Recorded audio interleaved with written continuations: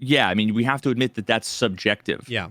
Some people like torture. I'm not into that, Yeah. right? I'm not gonna tell you that you don't enjoy it. Yeah. I'm glad you enjoy it. I'm just saying that I wouldn't want like the federal government to mandate, every Torture. Tuesday as torture day, and you're required to take part in That's it. a great analogy. I think that's it's flawless. That's a flaw.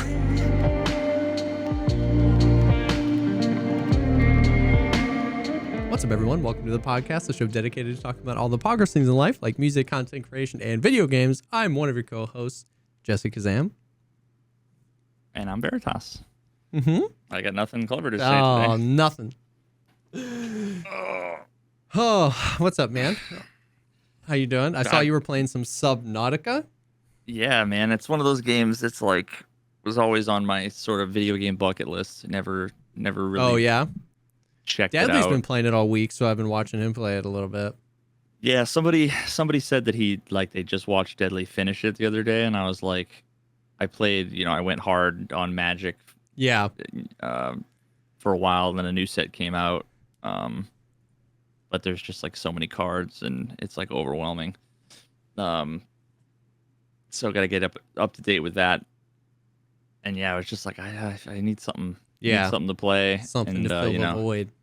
Had such a good time with Outer Wilds that I'm like, maybe I'll try another one of those kind of exploration-esque sort of. And all I'll say is like, it's one of those games that you if you don't know anything about it, the game that you end up playing is not the game that you started playing.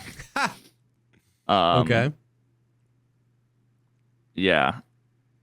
There's just a whole lot of like, wait, what the fuck? Like, did you ever watch Lost? Yes. It's like Lost is a TV show where it's like you'd think that they're stranded on a desert island and they're trying to survive, and then all of a sudden there's a polar bear, and then and then there's fucking a hatch, and then code. like time travel. It's the show that it became was not the show that you started with. And I feel like Subnautica has definitely got those vibes, and not just because of all the water. That's dope. Yeah. That's dope. Yeah, I've heard really good things about it. Yeah, I don't know how long the playthrough is going to be.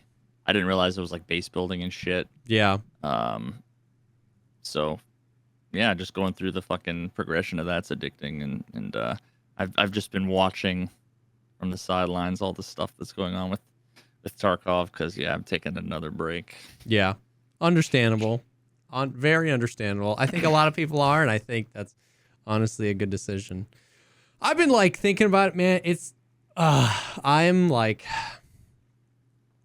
reckoning with my own, like, I've just never played another game for more than like a few days on stream. So I don't know. I think it's like it's a combination of like me being confronted with like it's a combination of like me trying to like min-max and be all meta about it as like my career, but then I think there's also a part of it of just like confronting the fear of like playing another game, you know what I mean? And then like dropping half your viewers or whatever, you know what I mean? So it's like I've thought about playing some DayZ or some Rust or something like that, because those are games I'm like watching a lot, so I'm interested in. I wanted to play Star Citizen. I've been wanting to play Star Citizen. But that game is just like everyone that plays it is like, wait. And so I'm like, okay, this is the 0.13 patch, the first few months of that version of Star Citizen where everybody's like, just wait a little bit, So yeah, and then everyone's playing Minecraft. Oh yeah, true. Yeah, there's something freeing about being like, I'm just gonna lose 600 viewers. And, and then just fucking vibe. Just vibe. And then, yeah, it's like it's a totally different environment too, just in the stream, because it really is all of the people that are there to watch you play. For sure. And my mods were joking that it had been like 3 weeks or something since we banned anybody. Oh, which is like normally it was like 10 a day. Yeah, you know what I mean? A day in the Tarkov category. Yeah, and actually we banned one person, and it was during the podcast last week. It's like, well, we go to the Tarkov category, and Yep. yeah. Yep. No, I get that. I get that. And I'm sure there'd be a lot to like, I guess from the streamer brain side of it, there's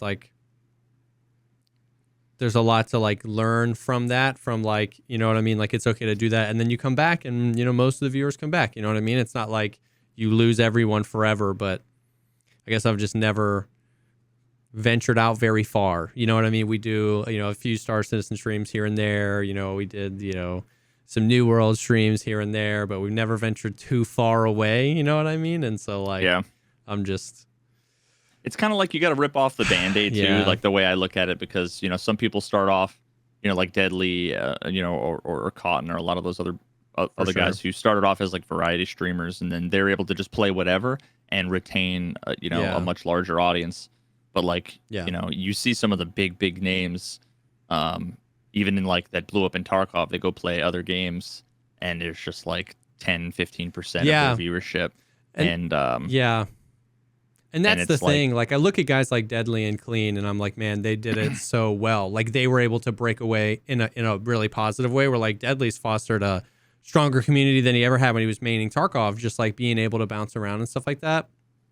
It's like, of course, there's a lot to it, a lot more to it than people realize. But I think like, yeah, I'm always justifying it in my brain through the lens of like I guess a good way to put it is like, I don't feel like I'm a big enough content creator to be able to afford the hump that comes, you know what I mean? For an extended period of time, for a week, yeah, but for 2 or 3 months, I don't know. You know what I mean? Like I'm very blessed, you know what I mean? But kids aren't cheap. And like, you know, wow, that's why I'm like so serious about YouTube and like diversifying and doing all this kind of stuff, because I want to make sure that, so it's like so there's that part of it too. Like we were so poor before when I started streaming. There's like, I was just like this irrational fear that lives in the back of my mind that like, if you lose, you know, and I know I overthink it. I'm a very, very classic overthinker, but it's like, if I lose the X amount of this and X amount of subs, well then this, and then we start getting really bad. And if I can't get it back, then it's GG's, it's over. And I have to, you know what I mean? And so it's like,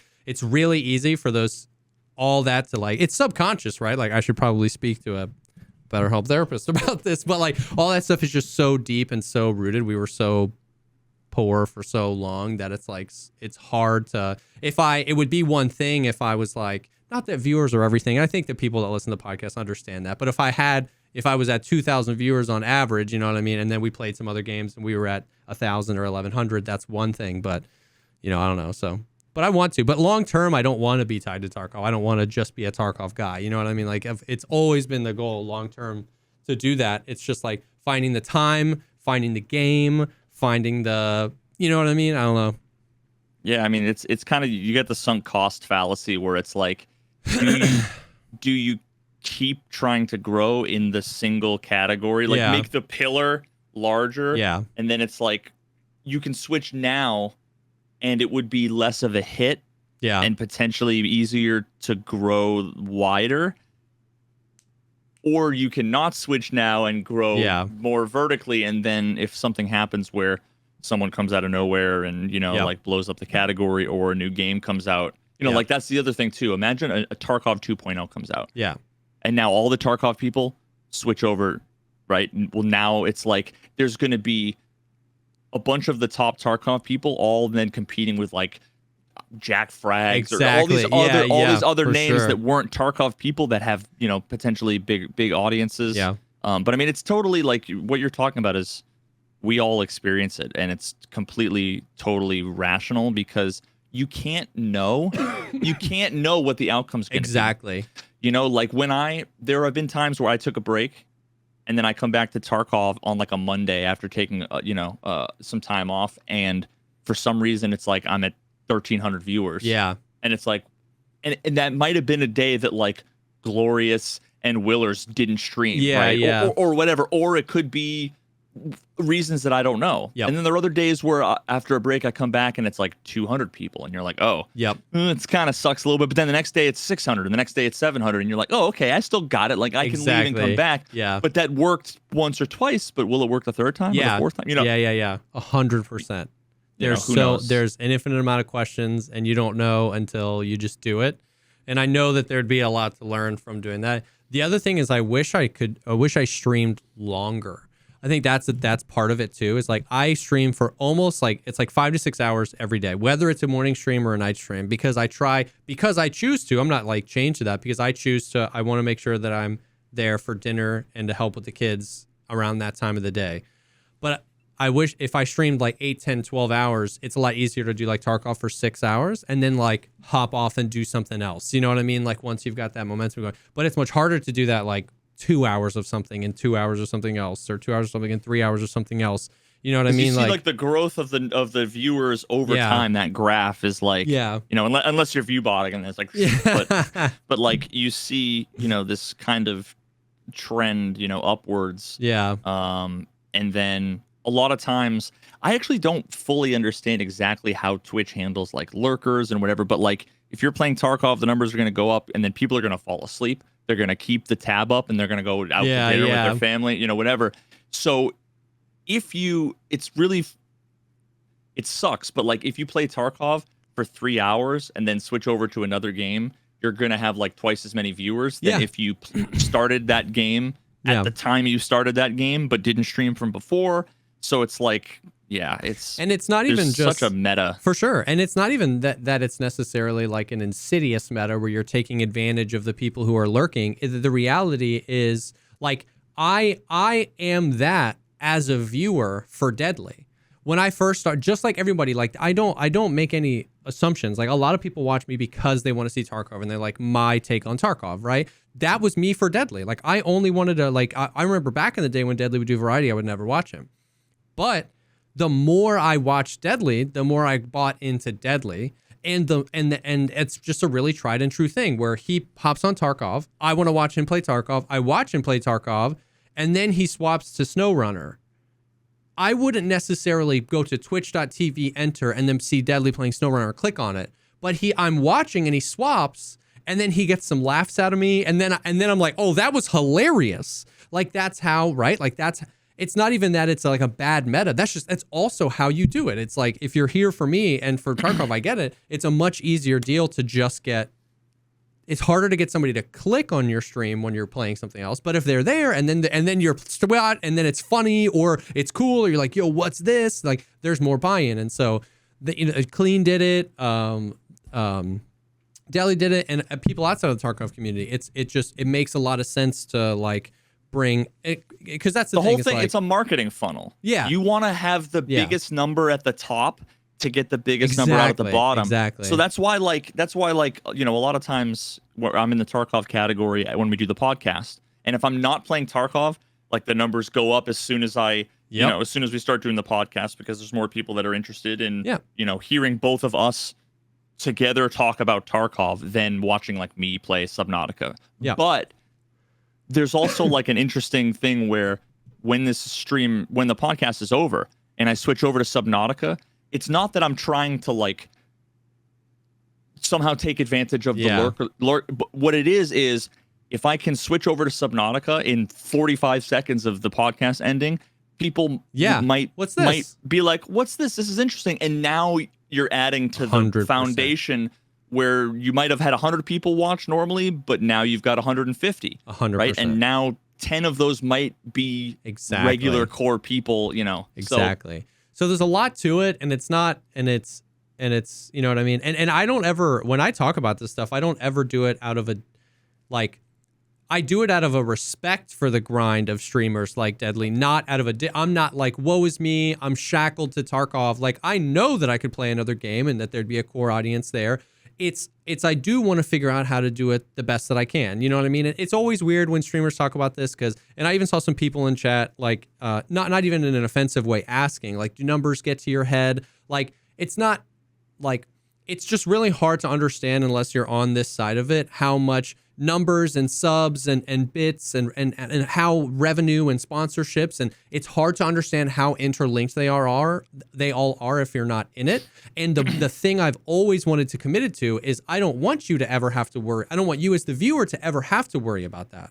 I don't want to put myself in a position, if that position could be avoided, where I'm like, oh, I've got to do a subathon because I can't pay my bills. That's why I'm very hesitant about doing it. It's because like I know I could, and I know a lot of you guys would support me if I swapped to another game.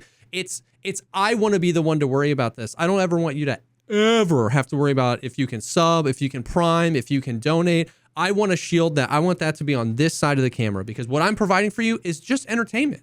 You know what I mean? Yeah. And so like, if you choose to click that button, I want it to be because you feel like I've provided enough value. So that plays into it. Sure, I could do 3 weeks of DayZ right now and some people would watch and I would get some new people. But if I know that at the end of that 3 weeks, I'm wondering if I'm going to be able to pay bills or whatever, then I say, hey, my family and these things are more important. And I know a lot of what I'm trying to do is build myself some insulation. Yeah. And then use that insulation to dabble around and play some other games. Maybe find something that the Tarkov people vibe with, and then we can go from there. So it's not like it's never that I feel shackled to it or I feel frustrated or jealous of. I mean, I'm jealous in the sense that like, man, Deadly, you crushed it. Like you did it. It's and now what you have is what I want, but not like a. So it's a lot to it. So when we talk about it, it's never like, yeah, we never want the viewers to feel weird about it because ultimately, if you really get down to it, like it's all my own doing, right? Like I built the Tarkov funnel. So if you only want to see me play Tarkov, it's because that's the funnel I built, right? I made a YouTube channel, I made the TikTok, I made this, I'm posting all the things. So my expectation of you is never that I would be like, well, come watch me play DayZ. I hope that you will, but that's not the expectation. All the funnel I built was Tarkov, you know what I mean? So it's like, it's a complicated thing and there's a lot to it. And there's like the mental is pros and cons. You know what I mean? Like I see you vibing with Subnautica or Diablo and you're like enjoying gaming in a way that maybe I'm not enjoying gaming right now. You know what I mean? Because I'm in the Tarkov sphere. But then I also know that I would have other mental struggles if I, so it's like there's just a lot to it. And I'm in a slightly different position, just because like I went from, being equivalent with my wife and both making really really good money because she's a pharmacist and she's like moving up the ranks and she's a fucking giga chad at her job. But now I mean she's completely totally like the breadwinner. and like I have there's no fucking shame. Yeah, not at all. She got her goddamn doctorate degree, you know what I mean? Damn. Like she earned it. Now then again, there's also like if there's ever a chance of us making $1 million, it would be becoming like a big YouTuber. Like that's the way you know. So it's kind of like the risk return reward, whatever. But yeah, I mean, I no one can or should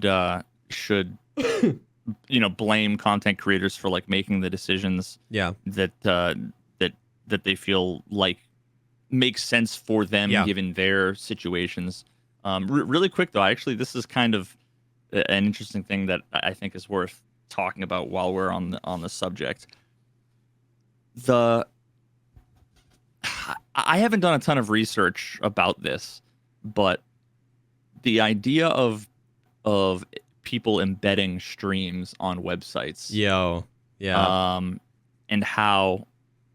Yeah, I mean, there are some folks that are, they went from being 80, 100 viewer, folks in the Tarkov community, to now they're getting 1,300 viewers in other categories. Yeah.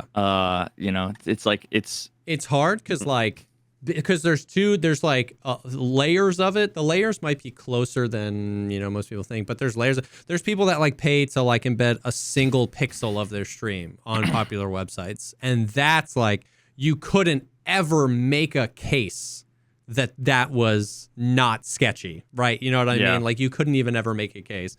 But there's other examples of people who embed on proper websites or even on other external content that they themselves built. I think at the end of the day, though, I just don't know the value that comes from that long term.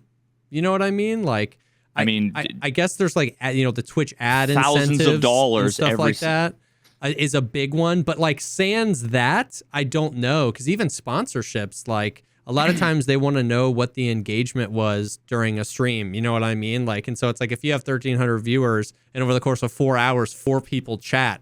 I don't know, you might be able to bag 1 or 2 sponsors on that before people are like, dude, you know what I mean? The ad incentive thing is huge because the difference between 100 viewers and 1,400 viewers running, especially if you know what you're doing, you're running like 7, 8, 9 minutes of ads an hour. Like that is not an insignificant amount of money. You know what I mean? Even with my low as fuck viewer numbers playing chess and Magic the Gathering and Subnautica, it's my mortgage payment. Yeah. And that we're talking about 10% of what my viewership could be. Now also you gotta, so there's that, but then there's also the idea of, because you're higher up in the category, that also helps snowball. That is true. That's true. To some degree, it's just more it's more in the top of the funnel. That's very true. But then there's the aspect when you're talking about advertisers. If you're personally talking with like an advertiser, right? That's like one thing where they might want to be interested in the engagement or whatever, but I mean, like, so many of the partnerships or the relationships that exist, like one of the relationships I have is with a guy that works at a company.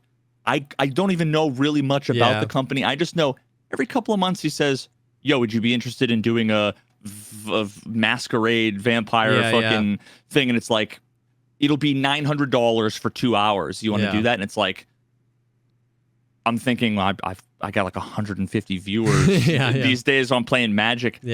I'll get paid $450 an hour to play a game, even if the game is like half fun. For a couple of hours, and you're so far removed from whoever's paying you, either the developers or if it's like Surfshark or whatever the fuck, right? Like you're so far removed so nobody chats. The worst thing that can happen is they never give you a deal again, but there's 100 companies out there that all are looking for content creators to sponsor. You could kind of go through and underperform on every single one and still make the bag, make $50,000, $60,000, $70,000 extra a year. So I don't know.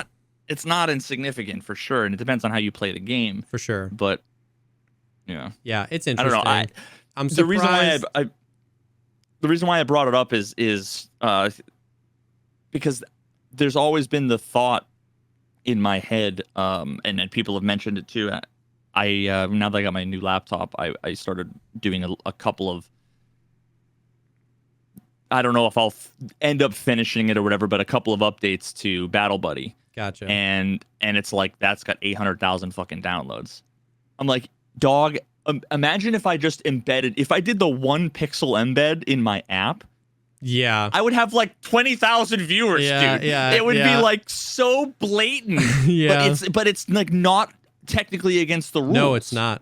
So really, it's like, I would be fucking the other people in the category to some extent. Whatever you could argue with, either it's big or it's small, and like Amazon, like, but. That's just like a line I don't think I would want to cross. Not because I'm saying it's like necessarily unethical or whatever. I haven't really thought much about it, but just because it's like, I don't even like to. I don't want to be remotely close to having to defend the ethics. Exactly. And that's the thing, is like, I'd never put my foot down and be like, if somebody's doing it, I think that person's a piece of garbage. But personally, I wouldn't do it. Does that make sense? So it's like, it doesn't have to be a big thing, but it's like, it's weird. And I'm just surprised that, like, I guess on the Twitch end that's, I don't know how that would happen, but I feel like on the back end, wouldn't Twitch know if a viewer was coming, I guess, from an external site versus like actually native on the app or the site? And I'm just surprised they don't treat those viewers differently, but I don't know how they would treat them. You know what I mean? It's like, do you count each one as like don't count them. A 10th of a viewer? Like, you know what I mean? Or just don't count them. Well, see, the thing is that, I mean, technically it's not even coming from Amazon. It's coming from the advertisers. Pepsi doesn't know. Pepsi doesn't know that their ad is getting served to 1,000 people who are on a wiki. And they don't see the fucking stream muted in 1 pixel behind, so.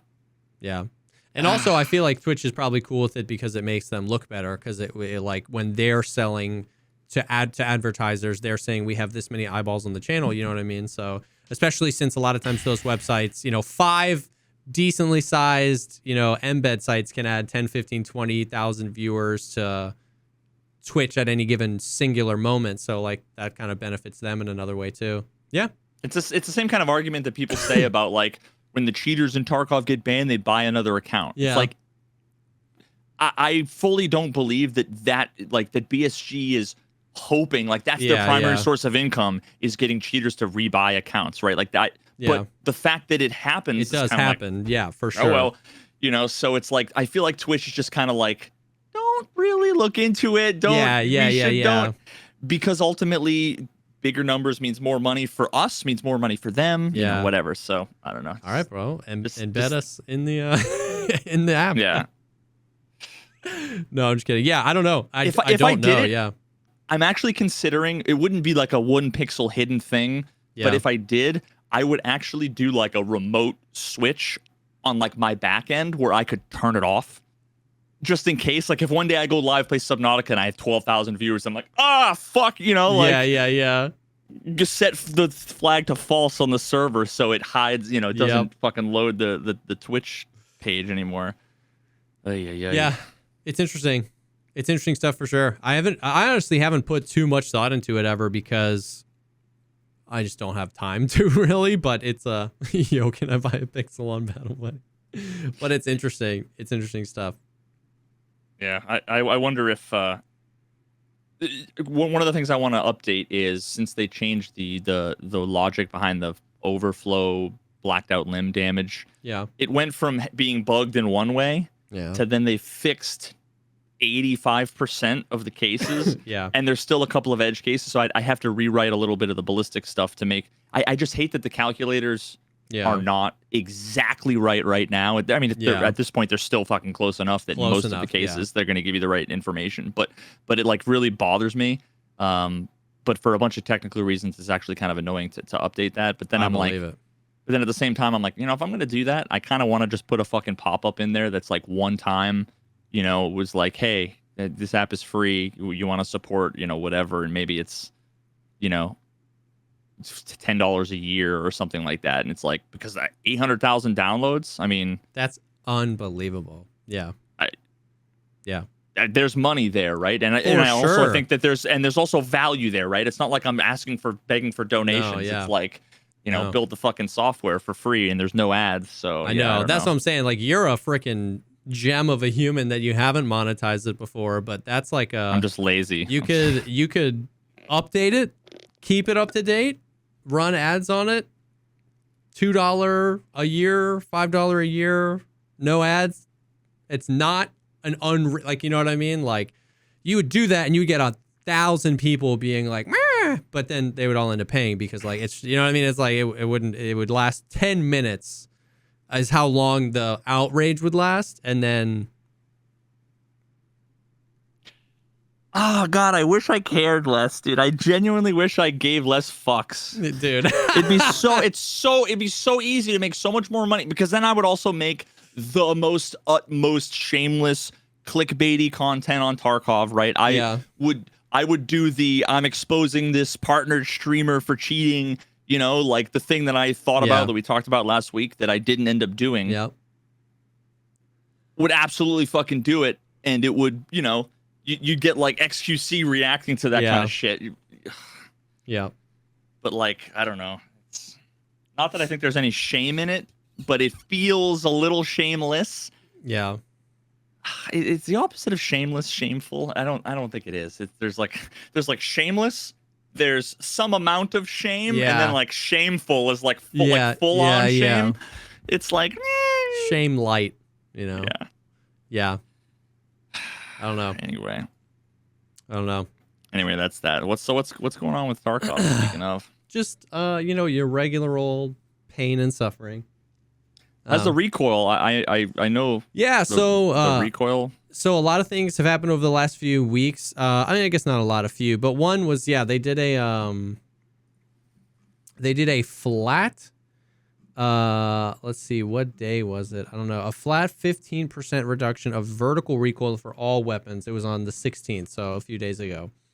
Is it noticeable? To me, 15% with how much recoil there is, my brain tells me you would never notice. Yeah, so because it's a percent, it's disproportionately more noticeable on the guns that had higher recoil, right? Because 15% of 100 is different than 15% of 30, right? So like because it's percent, you can definitely feel a difference. Like I was running an MCX the day before that happened, just because I like the gun. It's fun, even though it's horrible to use. And then that happened, and I logged on, and I had the MCX kit on. I was like, well, let's run it. And I was like, whoa. Because I had just been running the MCX, and I was like, oh, shoot, like, this is cool. Now, it feels good? Yeah. Now, the thing about the MCX is that the horizontal recoil of the MCX has always been bad, and that was unaffected. So it's, a little bit more of this, but it's still, so it's like the AUG, too. Yes, is probably exactly. The same. So guns like the G36, the MCX, the SA58, you can feel it. You really can. Guns like the Mutant and the RD and the M4, you can't really. But then guns like, so the MP7 with subsonics or the P90 with SB193, bro. Those are already laser beams, though. The P90, 15%. Well, the P90, for sure. The P90 is, I don't remember how much, I don't care to look it up, but the P90 is like already at 39 vertical recoil. SB193 removes 20. So it's like effectively 14 vertical recoil. And then they got rid of 15%. So it's like 11 vertical recoil, basically, is what it feels like. And it's insane. Oh, and also it's of the base gun. So if you take all the attachments off a gun, that was the vertical recoil stat that was adjusted. So I don't know. So most of the time, the meta guns, most of the meta guns weren't like, oh my God, this is so much less recoil. But you could kind of notice. But then some of the other guns like the MCX and the FAL, you could definitely notice the difference. So what about the VSS and the VAL? Are they usable? So what happened was then 2 days later, they were like, hey, here's another patch, and we've reduced the recoil of the VSS and the VAL again. Which was weird. They didn't tweet that out. That was sussed out. LOL. And they reduced it, so it wasn't by a percentage this time, or at least I guess maybe it was internally. Anyways, 15%, and then 2 days later it was so it was an 18% change after. So then 2 days later the old recoil base was 98 and the new base is 80. So then you can get it down to whatever. So the VAL and the VSS are all you are running into right now. Which is fine. I understand that will change, right? Anytime they change a gun, everyone runs it and then it just stops. But the VAL and the VSS are interesting. What I find so interesting about the whole thing, the whole situation is just like, well, what I find really interesting about the VAL and the VSS stuff is like, why?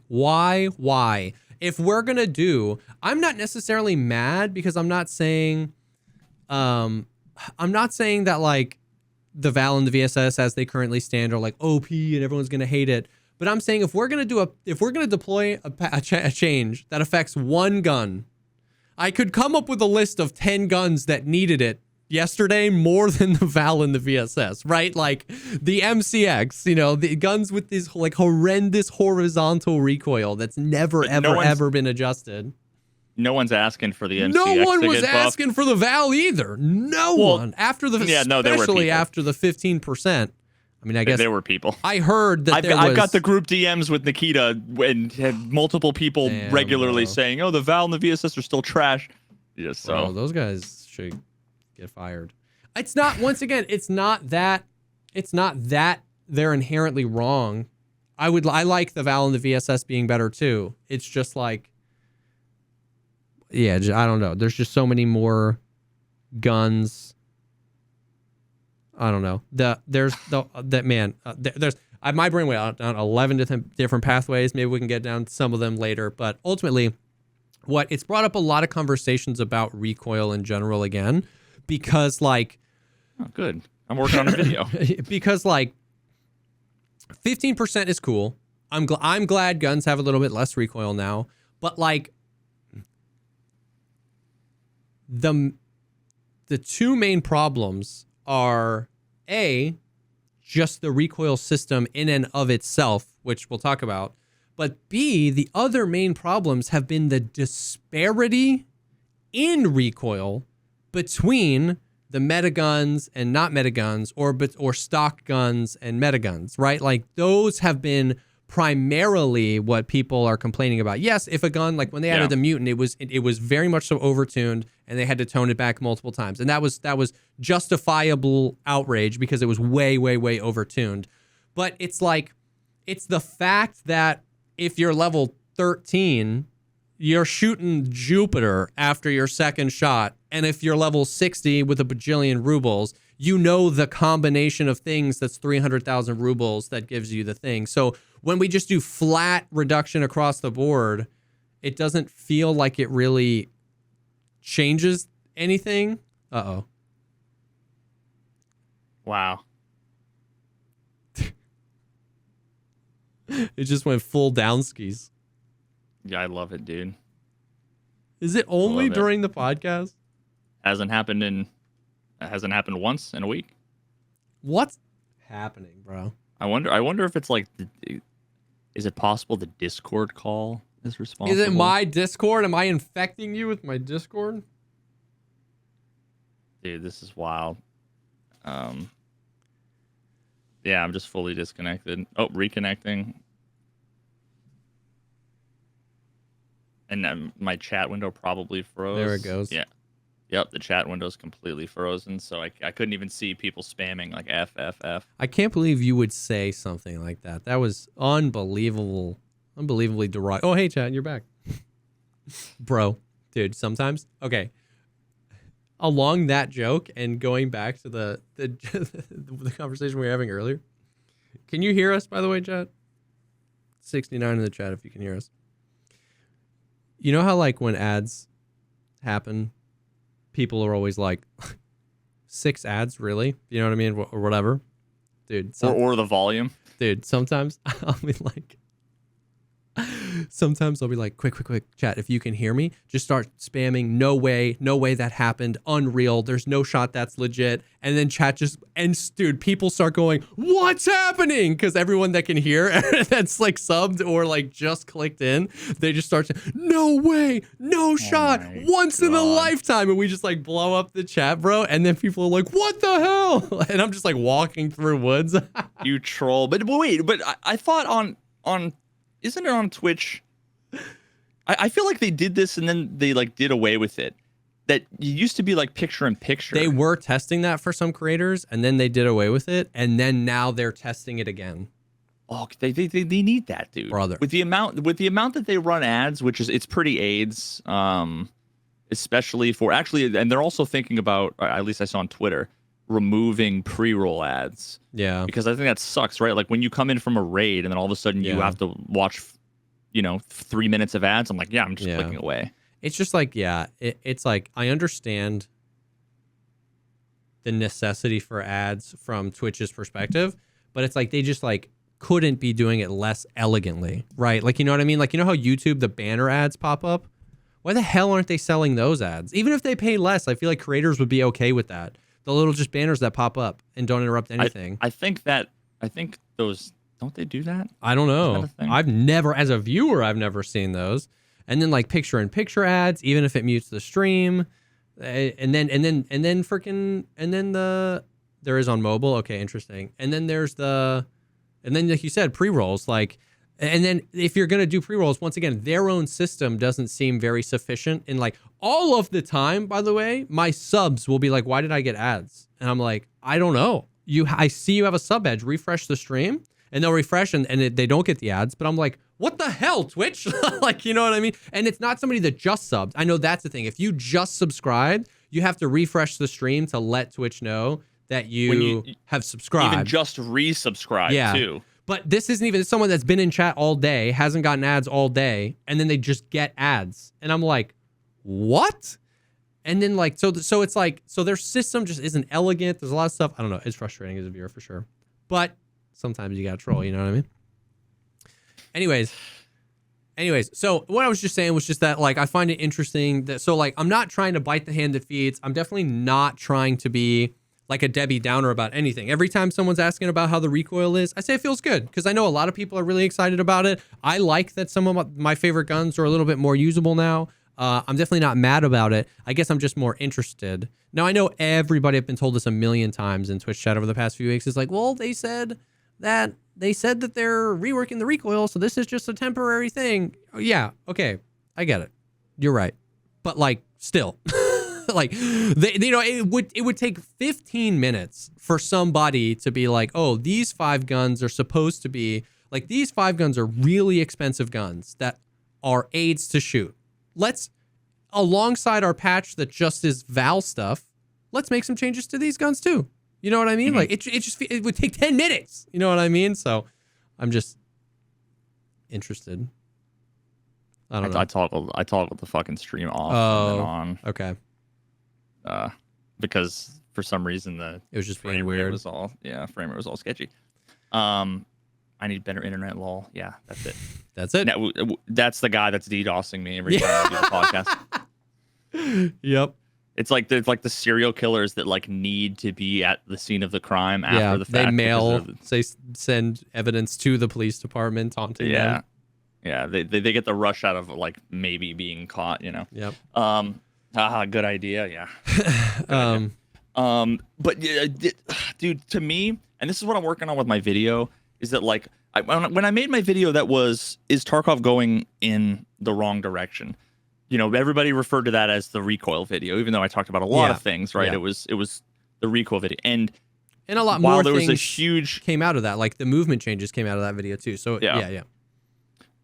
While I think there was an improvement, yes, every time they've toned down the recoil, I actually don't think that they have been steps in the right direction. Yeah. They've been steps in,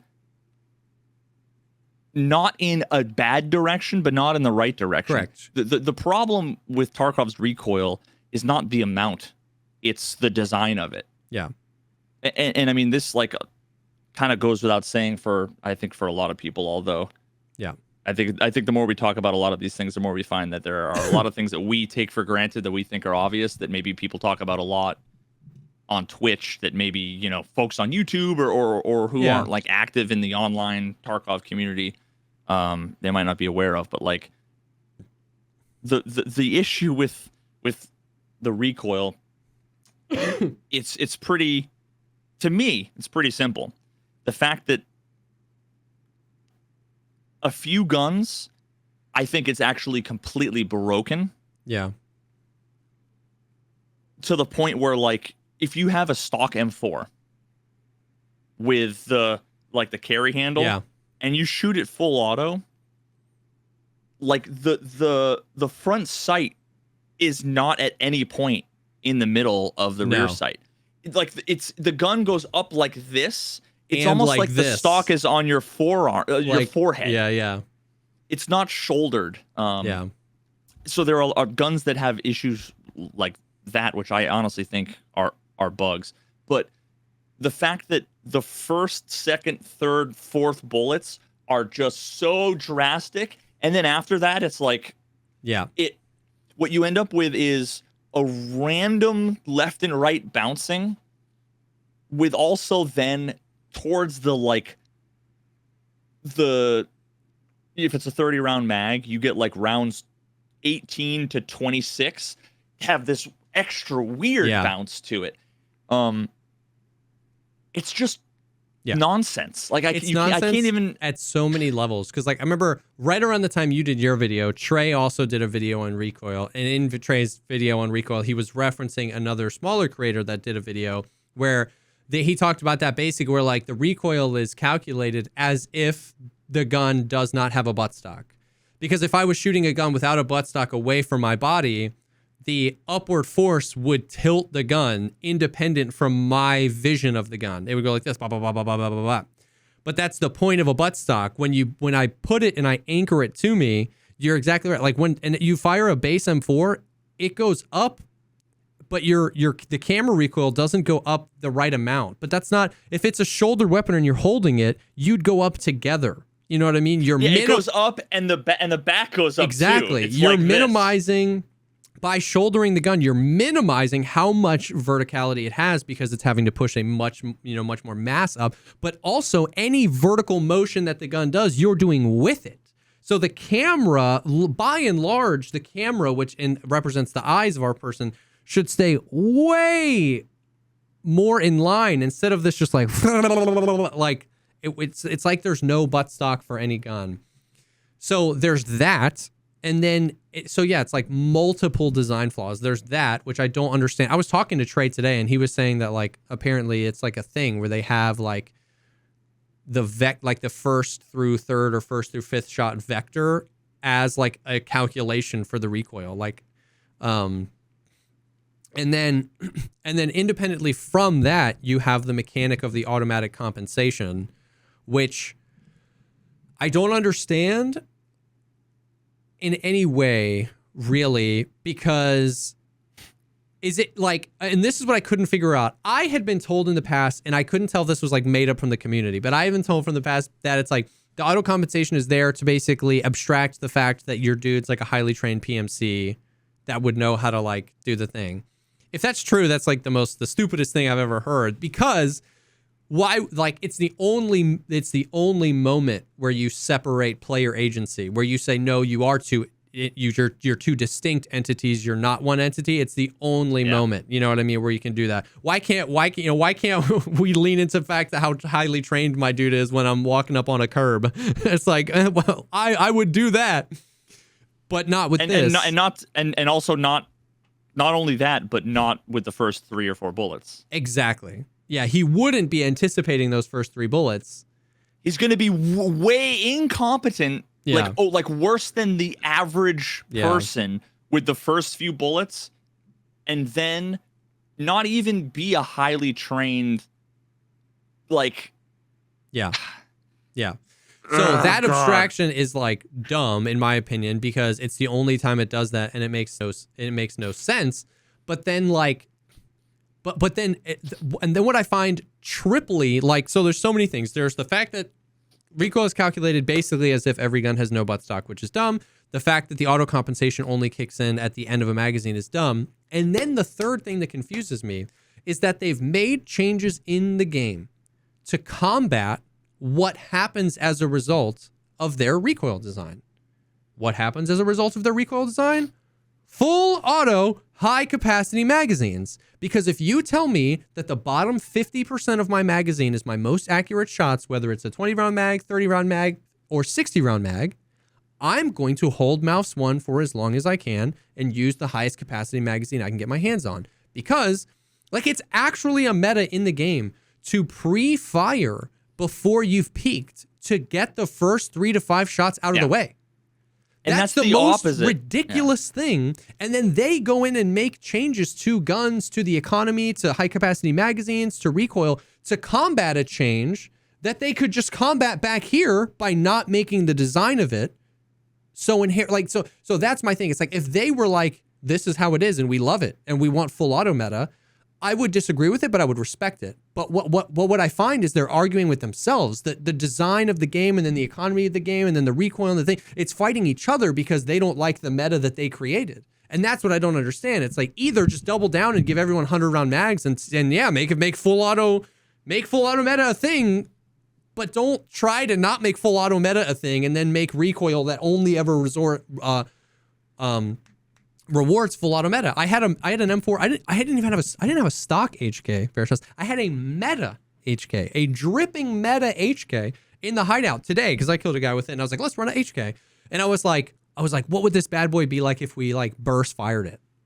You know, I went in the hideout. You know, you get the midway target, and it's just like, brah, is it like unusable? Brah, brah, and I'm like, that's crazy. I was like, let's just you just hold mouse 1 and it's perfect. Like, and then if you single tap, what you get every other game, it goes bang, and it's either there's two ways that different games do it.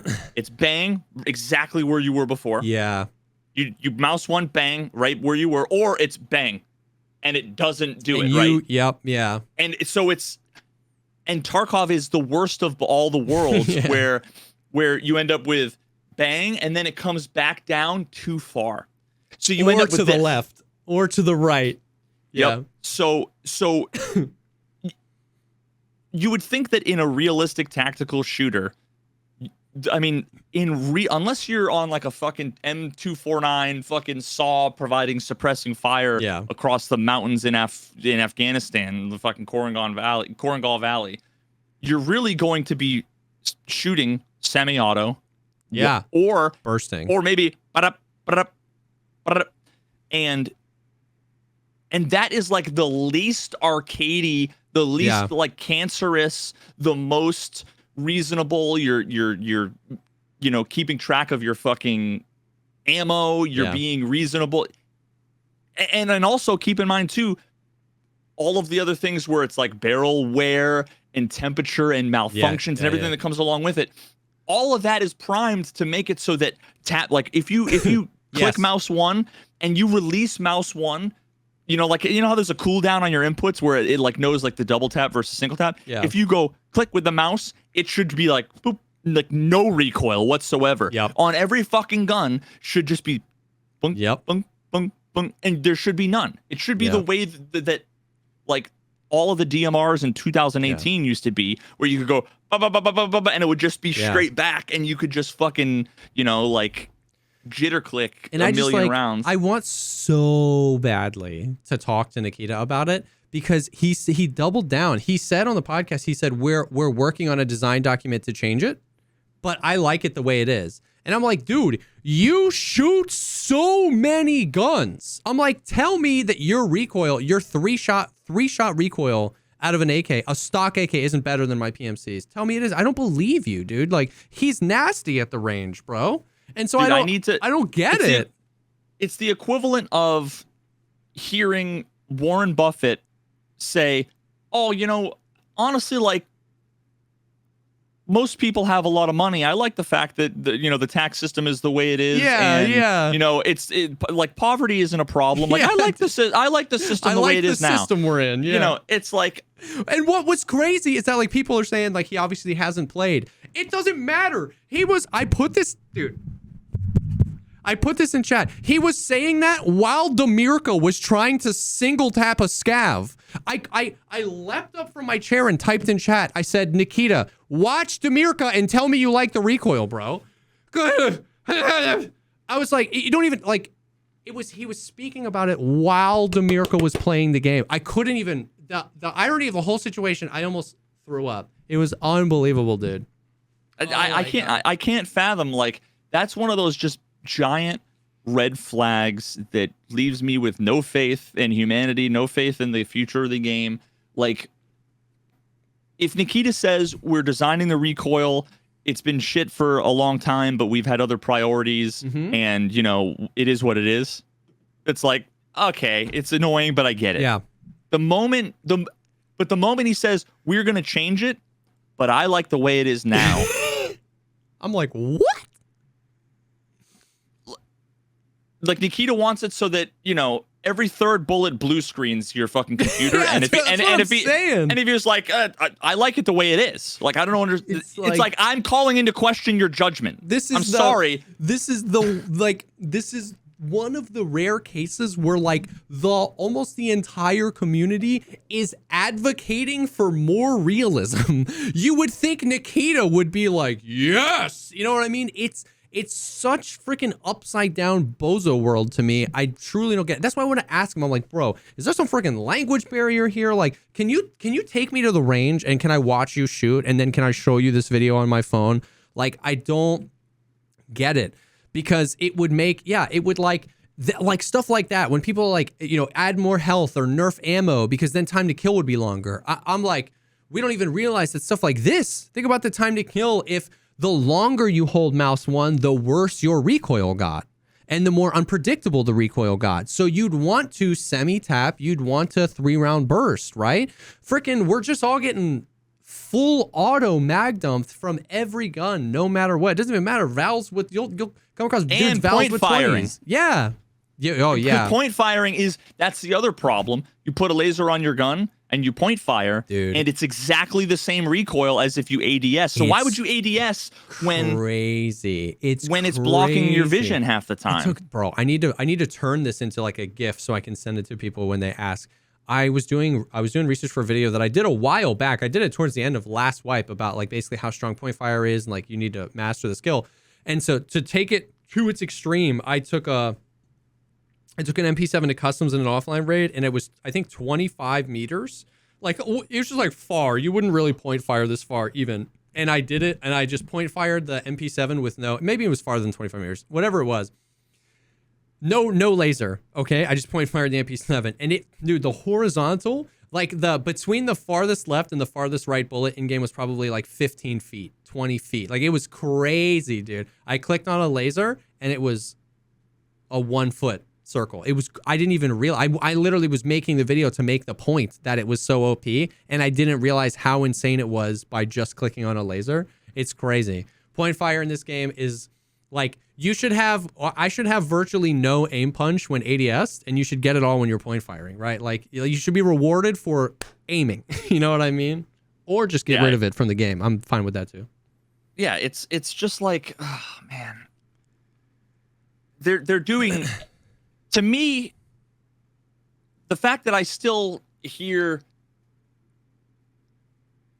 anybody like defending that any of the shit that we see regarding like recoil and weapon handling is like the epitome of realistic. I can't. I don't know. And I just can't take it seriously. I don't even know anybody that does. Like, this is one of the things. I'm sure they're out there, right? I'm sure they're out there. Like, it's people. Just read all my YouTube comments. Yeah, people do it, but it's one of the things where I found the fewest and far between people who were like, yeah, no, this is way more realistic. You know what I mean? Because it's just like, it's just. And what I hear from people though is it's less about like realism and more the people will say, well, I like it the way it is, or criticizing like my video and them saying that I want to make it unrealistic or I want to make it more COD-like, and it's like, those people truly their only measuring stick is other games.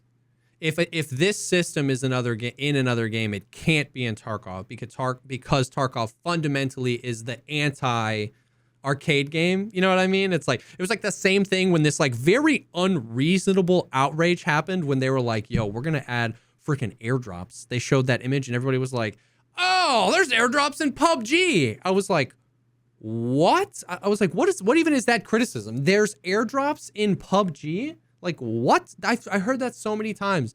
It's just like, it's in another game, and Tarkov is the anti-other games, and it's better and cooler, so anything that's in Tarkov is hardcore and whatever, and it's just, like, weird.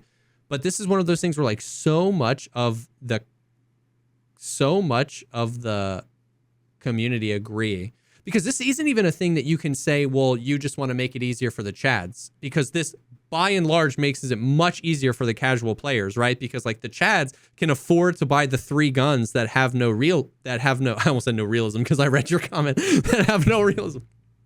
The Chads can afford to buy the 3 guns that have no recoil and run them permanently, right? Because they've got 60 million rubles. So it's like, this isn't even something that you can say disproportionately helps the Chads, because it doesn't. It disproportionately helps everyone else.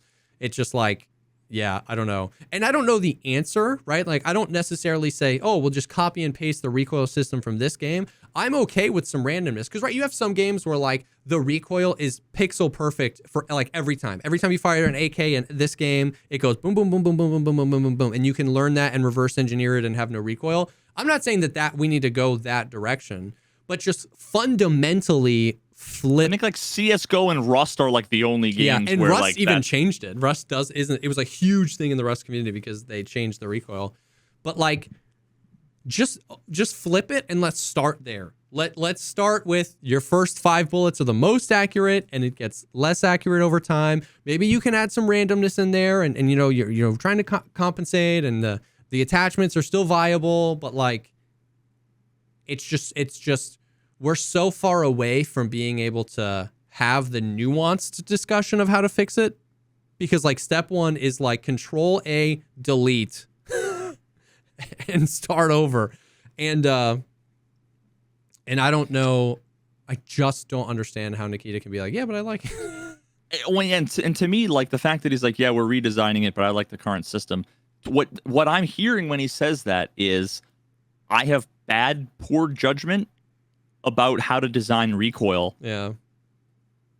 So I'm going to be involved in designing the new Recoil system. Trust me, it'll be better. Yeah.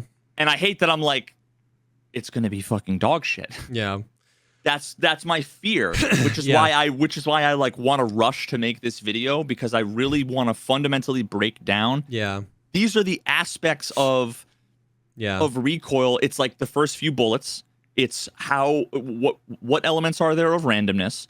What's it like shooting point firing, or aiming down sights? Yeah. What's it like shooting a single bullet versus burst versus doing any of those things while moving? Yeah. Like all of those are, and there's like twice as many elements that I want to talk about in the video that are all things you need to think about and consider. And so many other games, every other game that I have, because I literally have gone through, and it's like, there's games like CSGO, Valorant, whatever, but just because they're important in the shooter genre, not the hardcore first person, tactical shooter, but just FPS genre, right? But then there's also like Insurgency, and BattleBit. I've never even bought like Squad, but I want to get Squad and test it out. Yeah. And then Call of Duty, Modern Warfare 2. And the fact of the matter is that like the recoil in every single one of those games are drastically different from one another, and they all feel good. Yeah. And for some reason, Tarkov's the only game that feels like complete and utter dog shit. Yeah. And for anybody who just wants to say, like, point and say it's a skill issue, I have no problems with it. By all means, you can think what you want. You're entitled to be wrong. Like, I don't know what to tell you. Yeah.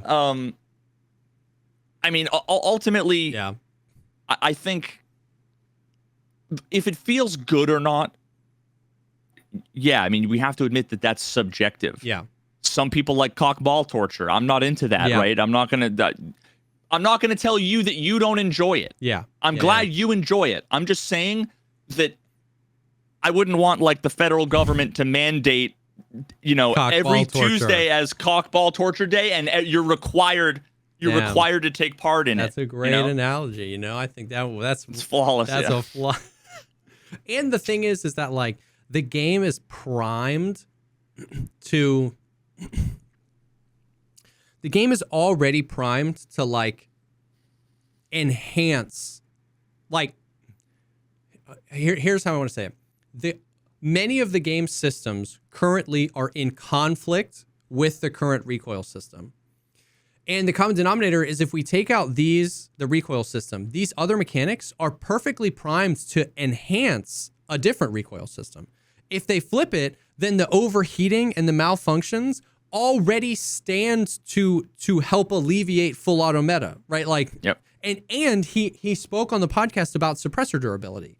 And that being a thing, because correct me if I'm wrong, I'm not stating this as fact, but as I understand it, if I went 2 60-round mags out of an M4 with a suppressor, full, like literally just holding the trigger, full auto, boom, change, no time to rest, full, that would destroy that thing. You know what I mean? Maybe not some of them, but like that over and over and over again, 2-3 raids worth of that. And so Nikita talked about that.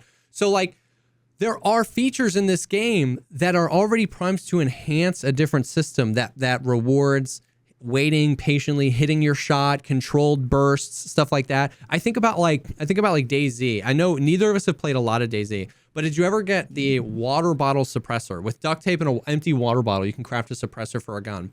But the thing is you can only shoot out of it like 3 times, 3 bullets, and then it pops. And so when you have that on and you're juiced and you don't want to lose your kit, you're so careful about when you shoot because you were like, you know what I mean? And I'm not saying we want a water bottle or oil can suppressors in Tarkov, but what I'm saying is fundamentally I like that that system the water bottle suppressor very much so enhances the DayZ experience, which is you're out on your own, you don't want to make too much noise. And so I'm not saying that we need that. It synergizes Exactly. with the other features. We don't need those mechanics, but we have mechanics that are ready to synergize with a better recoil mechanic, but that it's not there, so they conflict with it. When you get a malfunction or when you overheat in the middle of a fight right now, you feel super frustrated because you feel like the only way you can win is just hold mouse 1. And then when you overheat, you're like, what the hell? That was, so they want it. No, they want it both ways. Yeah. They want it both ways. Shooting 1 to 4 bullets is impossible. And when you shoot more, it should be impossible. Yeah. Because fuck you, hardcore game. Yeah. And like, sorry, but I mean, that's just bad game design. Yeah. It's just, it's thoughtless. Yeah. And see, that's the problem, is that so many people need to double down and defend. Yeah. Defend bad design. Yeah. Because they think that any of the improvements to the design is watering down the experience. Yeah. Or improving like, the design in this way might cause this issue. And that's true, but that is not a reason to get around bad game design and get better game design in. Then you just adjust that thing, right? Like, it's not, that makes me crazy. So yeah, ultimately, all that said, bro, 15% reduced recoil on all guns. Sure, man. Like, it definitely makes some of the guns more fun to shoot. I'm not denying that. But, like, I just hope that they get it right with their rework. And there's not a whole lot of reasons to be too hopeful that they will. Dude, I just opened up Tarkov just to see, because I literally haven't played in forever. And what I had was the kit that I was using for testing while I was comparing a bunch of different games. Because what I was doing was, pretty much every game I played has a Glock, an AK-47, and an M4. So what I did was, I want to see how shooting a Glock feels in all of these games. Yeah. Shooting a stock AK. Yeah. And then shooting like a decently kitted out M4. So a foregrip, like a decent handguard. Yeah. An EOTech, and like maybe a compensator. Yeah.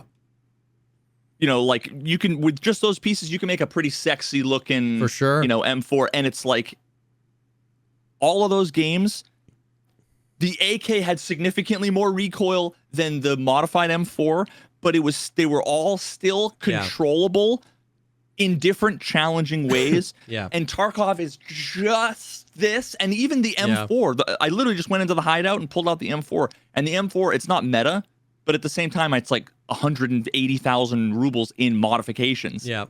And it's garbage. Like, I would not want to take it in. Yeah. I would not want to take it into a raid. It feels like a complete waste of money, And that's another thing, too, that I've always found super scuffed. You mentioned pistols. Where the hell is my auto compensation for that, right? You're saying that my dude's a Giga Chad operator and that's why I'm automatically compensating for recoil. Why? Click on a Glock right now and tell me what the vertical recoil is if you have one in your stash. I'll tell you. It's 292. What? You're telling me that, like, my homie can't freaking shoot a Glock straight? I can shoot a Glock straighter than my PMC, and I've only shot very few times. Like, it's crazy. Pistols are one of those things where it's like, you would have so much training on a pistol. You know what I mean? Like, I don't know. Oh, dude. The one example that I need to, like, show to everybody, because all too often, so many people unironically use the whole, like, Call of Duty. Yeah. They still use the Call of Duty, you just want it to be arcadey Call of Duty. I have a clip of me standing, maybe 10 feet from a door with the AK, point firing, shooting full auto, and I think it's Call of Duty. And it's like 2 bullets hit the door.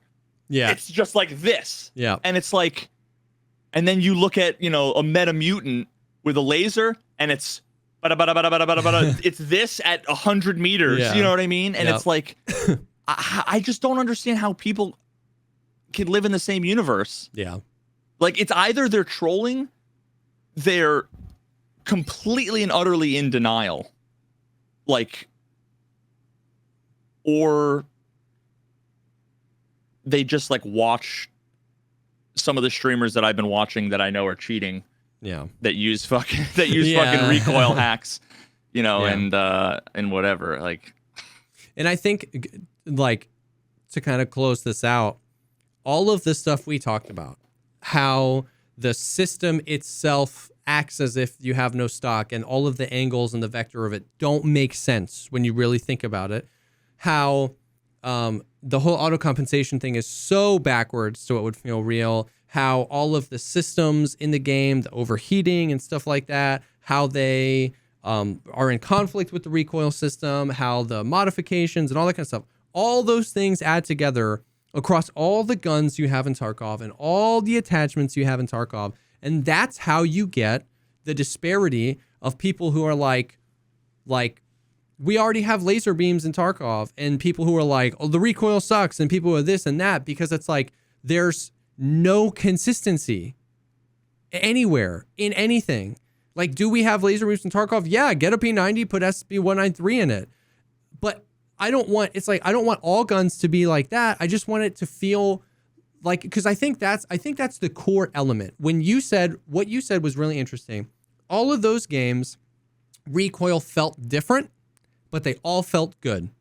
And it's probably because when you get in squad for 10, 20 minutes, when you get in Call of Duty for 10 or 20 minutes, you kind of just understand how the recoil works. And you try a new gun and you go, oh, this one's got a lot. And then you in 5, 10 minutes, you kind of are now decent at controlling it. You know, you get this one, oh, this has no recoil. 5 to 10 minutes. There's consistency to how the recoil operates and how it feels and the impulse your character gets.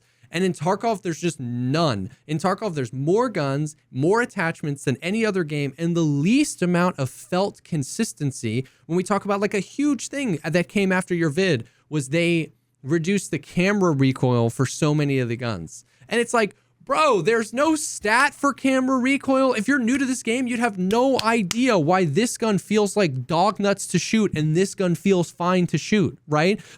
And then they adjusted the 3-shot vector of some guns. It's like, what are we talking about here? Like, all of these things, there's just no consistency. And that's the thing, I think, when it comes down to it. It's like, and that's how you get people who are like, well, they just use these guns because they like them. And they're like, well, we already have laser beams. And then if you're a new player, you're asking, where the hell are the laser beams, bro? Like, I've got a Vepr, you know, where's the laser beam? So it's just like the consistency, not in every gun should have the same amount of recoil, but in how the recoil feels and functions. You get guns with crazy horizontal recoil and guns with no horizontal recoil. It's like, what you're talking about is, and it's going to be the crux of the video that I at some point will maybe finish and make. I might just lose fucking interest because part of me is kind of sick of fighting the fight. But there are a number of aspects to firing a gun and being able to control it. Yeah. Some of it is how your head and your eyes move. Part of it is how your body moves and your stance. Part of it is how the gun is modified. Part of it is how you physically can feel and react to it. There's so many elements in real life to how you're able to, like, that separates someone who's never shot a gun before to like competition shooters. Yeah. You know, they are able to master all of these things. Some of that translate directly 1-for-1 into video games. Like how much, you know, your head moves.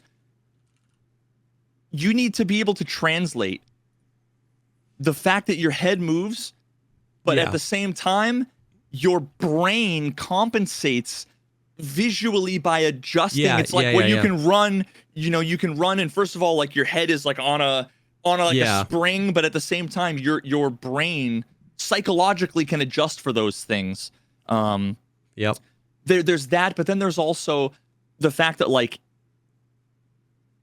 the example that I could give is, you know, imagine I could touch your hand and I could push in a certain direction, right? Imagine in real life, I started to push to the right, and your goal was to like keep your hand centered. You would feel and push the opposite. Yeah. And you would feel, because you would know the direction and the amount, and you could feel it, right? Yeah. In a game, you can't. Yep. So imagine am I going to go right or left? You got to adjust the mouse. You're already too late. Yeah. In real life, your reflexes can handle it. Yeah. But in a game, it's purely you see a thing and you need to adjust. But at that point, especially in a game that automatically compensates, you're already too late. If it goes up and to the right, you're like, oh, let me pull down and to the left. And then you're going too far because it's already the game's going compensating. down. Yep. So the thing is that every other game, because they're thoughtfully designed by actual game designers, they actually, the game automatically does the things that you can't do. Yeah. Because you don't have a physical connection. Yeah. And it leans into making you do the things that you can do that might be too much. Yeah. You know, like shooting. I've got a video, one of my homies, Uneventful Gaming, who I've talked about in other videos, and I'm probably going to interview him for this video as well. He sent me a bunch of footage of him shooting full auto, but also there's a 120-pound chick that's like, I don't know if she's also like special forces or whatever, but she's got a fucking M249 saw, and she's going, brrr, brrr, and it's going straight back, and she kind of needs to lean in a little bit more, but it's like, brrr, there's a little bit of movement like this. Yeah. But it's not. Yeah, she's not shooting the actual ceiling or the sky. But in a game, if it's going up and to the right, you might have to, and I actually have a mouse cam for the video. I'm pulling back, down, pulling back, I'm like, I'm actually working harder with my mouse hand than I would shooting the gun in real life. Yeah. I'm moving it more, but you're moving a mouse. So the game can make you work harder for the things that you can control not ask you and not fail to compensate for the things that you can't control. And Tarkov does the opposite. Yep. And it's simple as that. I have the exact same note basically written down in a script that I'm working on about like PvP in general. And there's a section that I'm talking about aim punch. And it's the same thing, right? Like I was like basically where I wrote aim punch as a mechanic, kind of like fundamentally at a 10,000 foot view makes sense. But in order for that mechanic to make sense, we're missing the most critical part of that, which is getting shot. Because you would feel your body tense in a direction. And if you were trying to fight that direction your body was tensing to get back on target, your brain can do that. But when you're shooting a gun and it's just like, bop, you're just like, whoa. And you try to, I've done that so many times where you're shooting and then it goes whoo, left. And so you try to compensate by bringing back right and you get hit again and it goes farther right. And you're going, whoa. And you're way over the place because it's inherently reactionary because what you're trying to simulate is a thing where I have no physical connection. So exactly. I almost had that same note written down where we're missing the fact that my brain and my body can process that information and automatically react to it. And so what you're asking me to do is just exactly, like a grid of lights. And it's like, which one's going to turn on? It's like, oh, this one's on. It's like, well, it's just random. Like I can't move my mouse to the one that's going to, I have no idea. You know what I mean? Yeah. So yeah. Yep. Yeah, that's it. So, so that's the recoil. Vertical recoil. They went back with the VSS. It's banging. I don't know. They've done a few other things. A few other super quick things. They adjusted they did a little patch where they adjusted the base prices for some items. They adjusted the weight of some of the backpacks. And then they adjusted some of the rarities of some items, which was interesting. I don't know if you saw the tweet, but like they actually gave a lot of information. This was really, really cool. And you can tell that it feels like they're going to come down on the data miners here soon. Because they're presenting this information to us. You know what I mean? It's like, I feel like what they're trying to do is like build up so that we know we can go to them for this information. And then they're going to, whoopah. I don't know if that's true. I have no inside sources, but it just feels that way. Anyways, the big thing that came out of this patch was just the,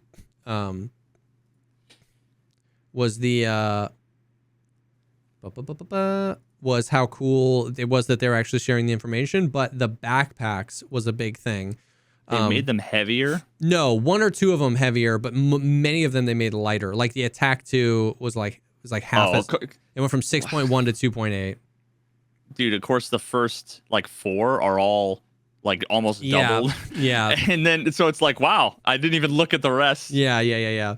Most of them got lighter. Some of them got a little heavier, and some of them still need adjustment. Like I think like an MBSS is bigger than a trooper bag, or more heavy than a trooper bag, or something like that. But a lot of them got lighter. Like the raid bag got halved. The attack 2. Oh, it looks like the ones that were super light got like it almost like they got compressed. Yeah. Where the lighter ones were brought up. Yep.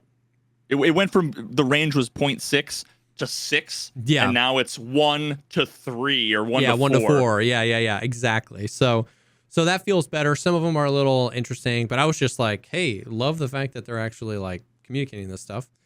So there was that. Some of the backpacks got better. A big thing was the attack 2, man. The attack 2 was such a staple bag for a really long time, and you can get it off raiders and rogues, and so you can actually get it in raid, but it was like 6 or 7 kilograms with nothing in it.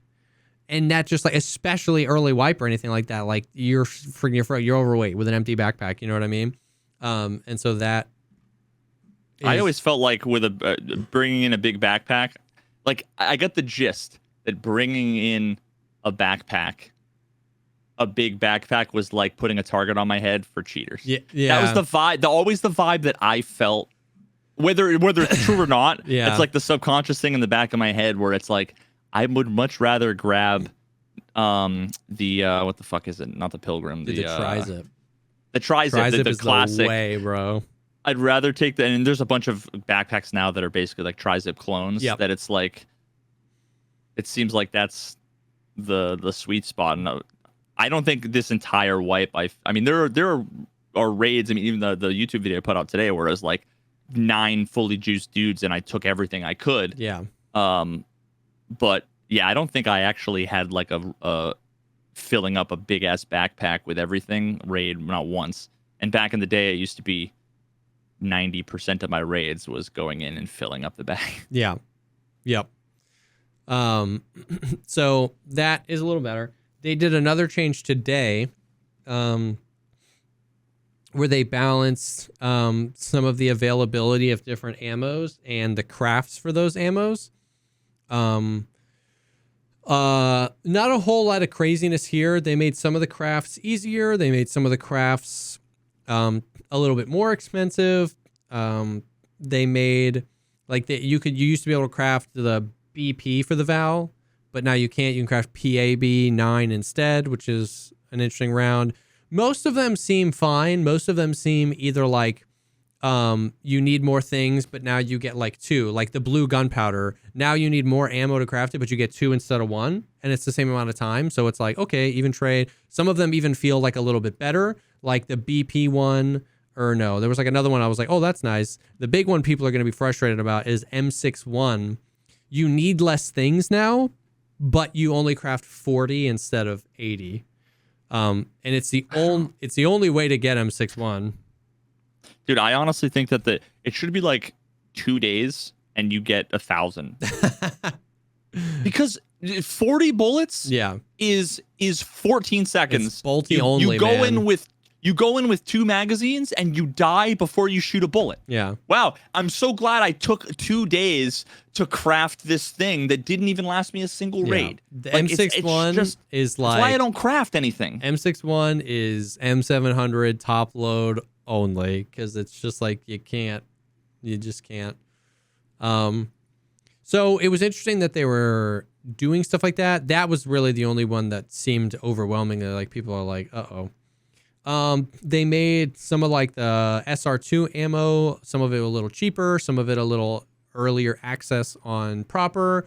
They made some of the MP7 ammo a little bit cheaper, like action and subsonic, not like AP. We still can't buy AP. So it was interesting. It wasn't necessarily that the changes were super significant. It was more that they're communicating the changes. It's always weird because I'm like, I wonder how we arrived at these changes. Like, these are interesting. Most of the changes were just like, it wasn't like, oh yes, like we needed this. And it wasn't like, oh, this sucks. Most of them were just like, The way that we arrive arrive anything is going to change, really. Like, the way that we arrive at these changes is almost always someone tells Nikita, hey, I think you should adjust X. And he says, Yeah, okay, fine. Just give me a fucking Excel spreadsheet with the changes. Yeah. And he goes, and as long as he might tweak some of the things if they seem egregious, but otherwise he just does it. Yeah. And with certain people, he just trusts, like a lot of the changes that came after like the Recoil video Yeah. were effectively just like that. And not from me. So Yeah.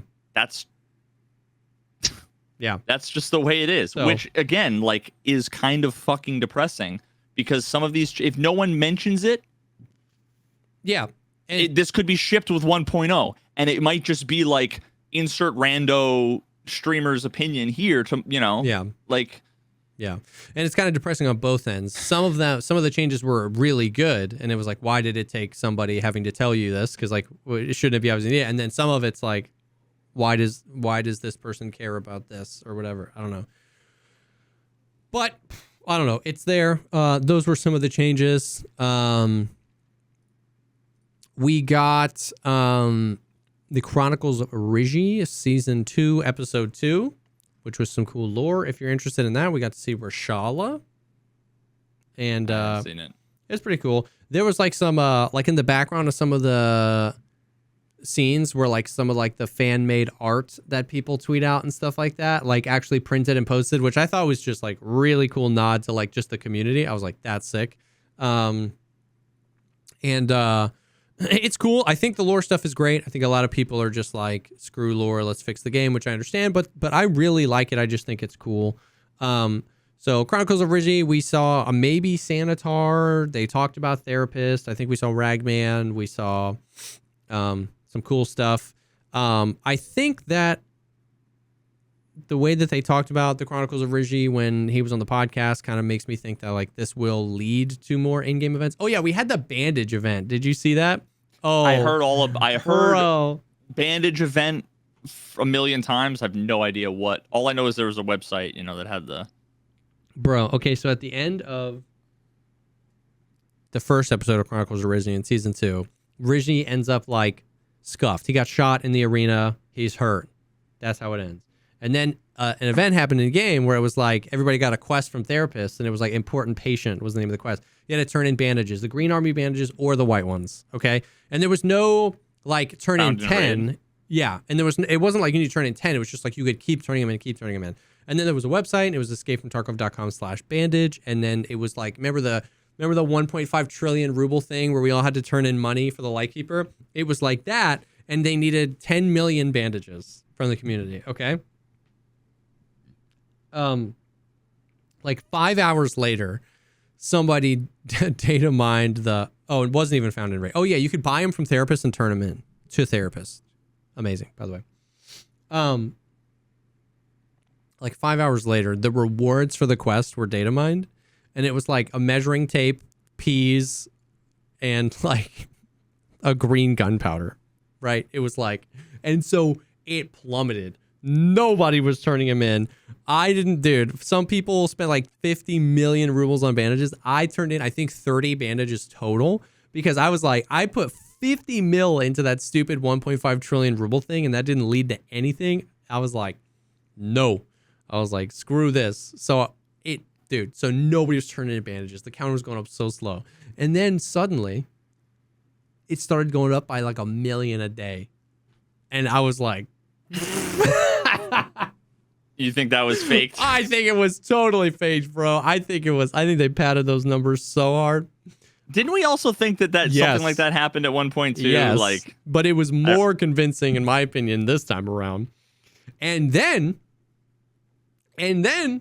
they changed the rewards last minute. And if you turned in bandages, everybody got a meds case, like 5 levels in health, 5 levels in surgery, a bunch of propitols, and a bunch of green sims, the ETGs, and a bunch of grizzlies. And so, is this like, everybody who? Just everybody? All you had to do was turn in 1 bandage to get the reward, to get the quest complete reward.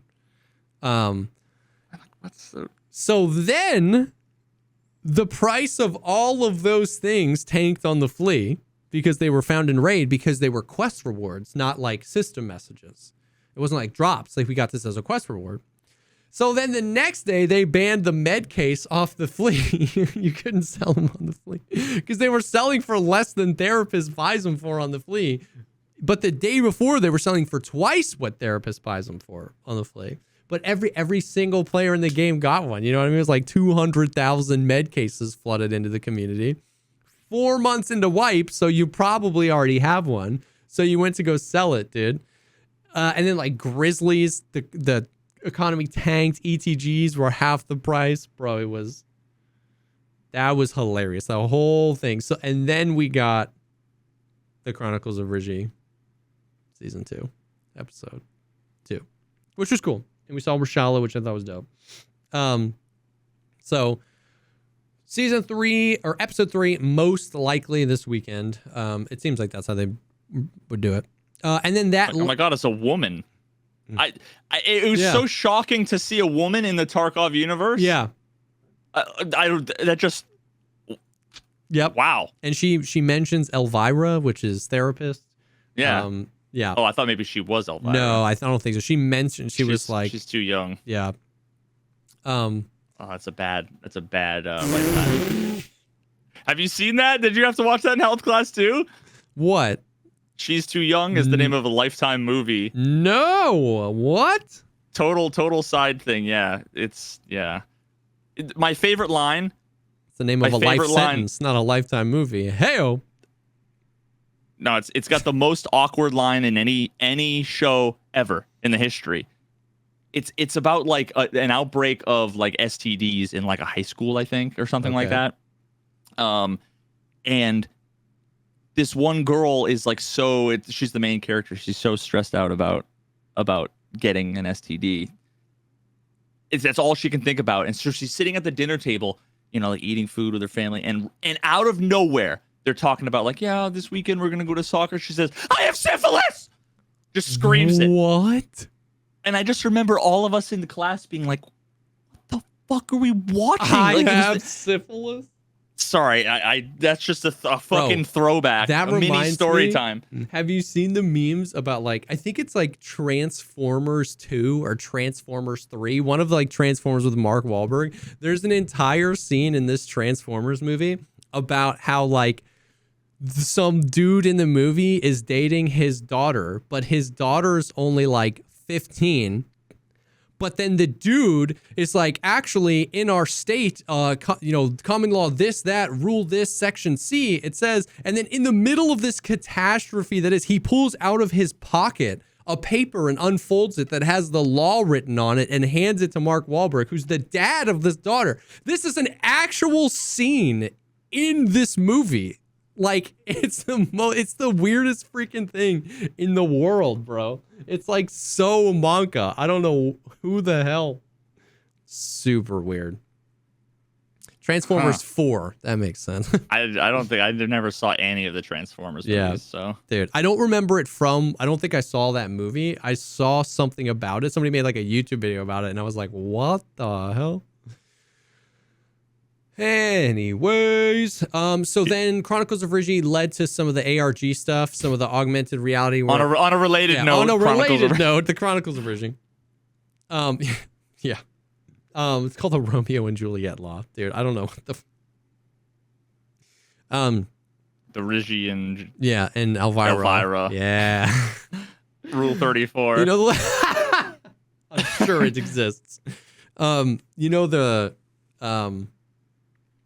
little Hackerman's ARG, the terminal, and all the stuff that was going on with all the events last year. So they spun that back up again, and it's delete system. Are there bottles elite on the beach? System 32, like all of the it's all this. There's tons of stuff, and they uncovered a bunch of stuff, a bunch of pictures. They ended up at a Google Drive folder that had pictures of like Rashala and Mechanic doing shady stuff and all this stuff. And doing it. Yeah, that's the Rule 34 stuff right there. That's how you get to the special time. And then there was security camera footage from labs where like Sanitar was down there, and then like some bunch of bears came in and shot up a bunch of people, and Sanitar escaped. But there was like no audio. Otters. It was all from the perspective of like the security camera. So I haven't seen, like, nothing is happening, but it's just cool lore-y stuff that Nice Guy and his dudes are hacking into the mainframe. So yeah. Oh yeah, something came out 9 hours ago.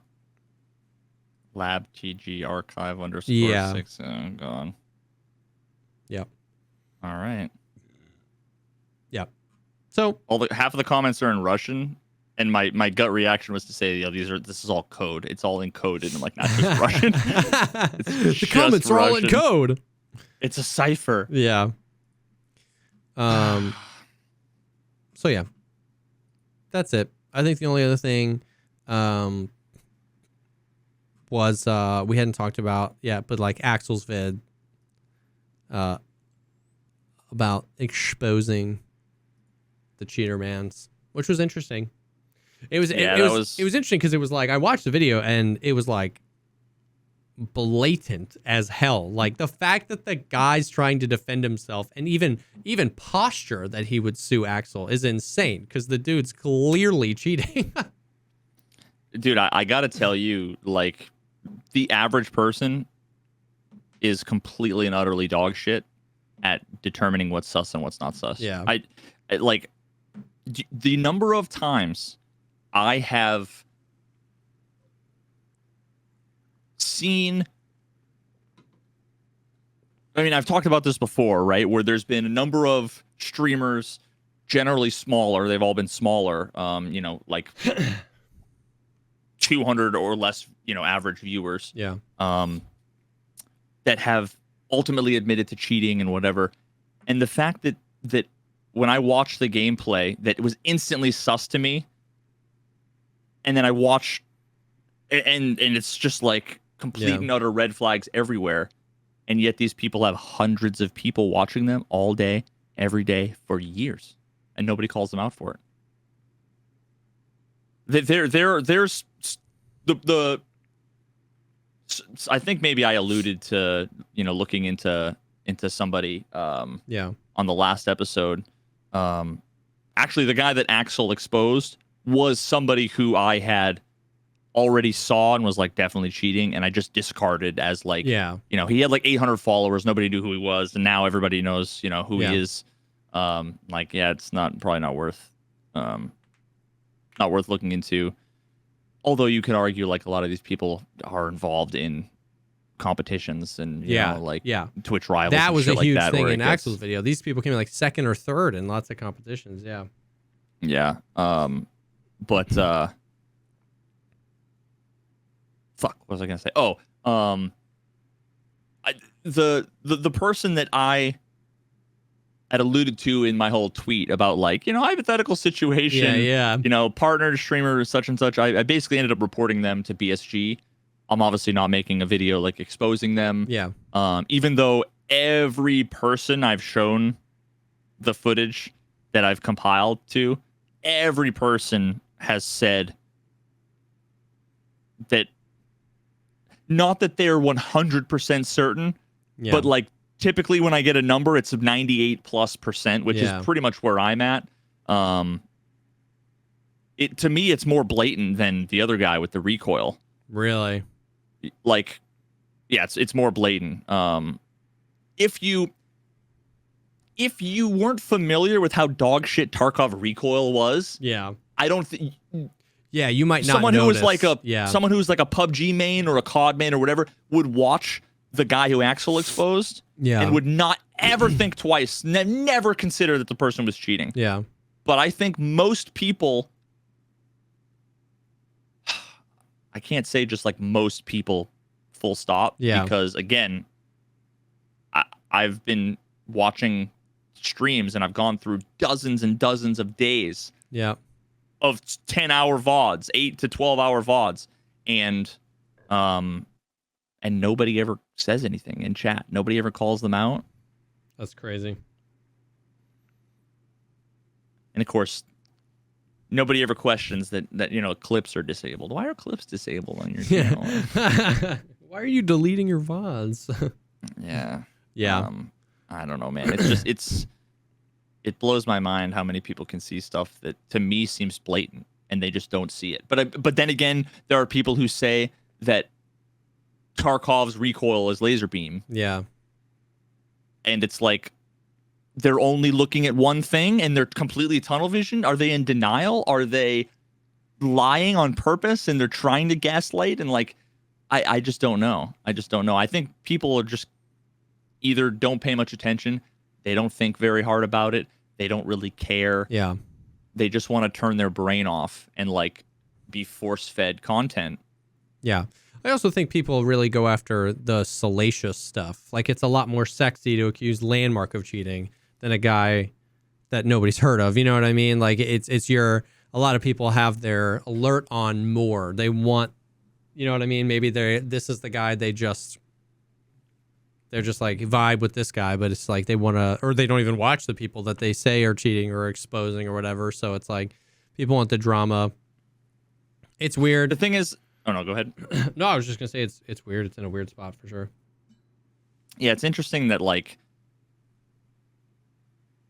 there's the meme in my channel about I've got 3 clips where there was the guy that was fully convinced that I was cheating, and he's like, I got 3 clips. I got 3 clips. I think he got banned before we ever got a chance to. I was like, unban him because I want to see the clips, and I think by that point he was already gone. Yep. And then actually someone even commented on one of my YouTube videos. I woke up this morning, like opened up my phone to see, like, did I get a text from my wife or whatever? And it was a YouTube comment that was basically saying, like, Veritas, you use a radar. It's like, oh God, here we go. Because, the people, they will see you were looking at your screen and then you looked off your screen. Yeah. And then all of a sudden you engaged with an enemy. The only explanation is you looked off screen to see where the enemy was and then you re-engaged them. Yeah. And then they see one of those clips in maybe 1 per video, let's say. And they don't realize that video encompasses 3 weeks of 12-hour streams, and it's like... And then when they come in to chat while you're live, they get mad if you're not reading their messages. Yeah.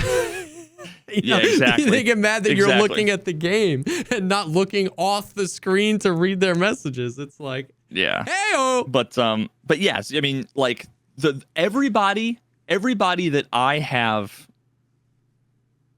100% confirmed is cheating, and also the people who I've been 98+% sure that I have not yet confirmed. Yeah.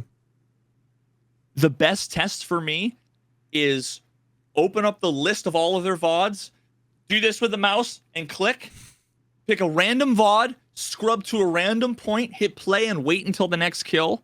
Yep. If that kill is really sus, you might be onto something. Yep. And the thing is that, people want to say, I've got 4 clips of Landmark, and they prove he's cheating. It's like, dog, you can get 4 clips of anybody. If you've been playing the game for 10,000 hours, streaming it for 10 hours, 14 hours a day, 6-7 days a week, you will get the clip that's like impossible to explain. Yeah. There are clips where it's like, I accidentally do this, and my mouse hits my keyboard, and I head tap the guy, and it's like, oh, like that's happened before. Yep. And the only way that you can explain it is it's either the 1 in a million thing or I was cheating. Yep. Now, the thing is that if I've done a million of those things and it happened once, well, it's the 1 in a million thing. Yep.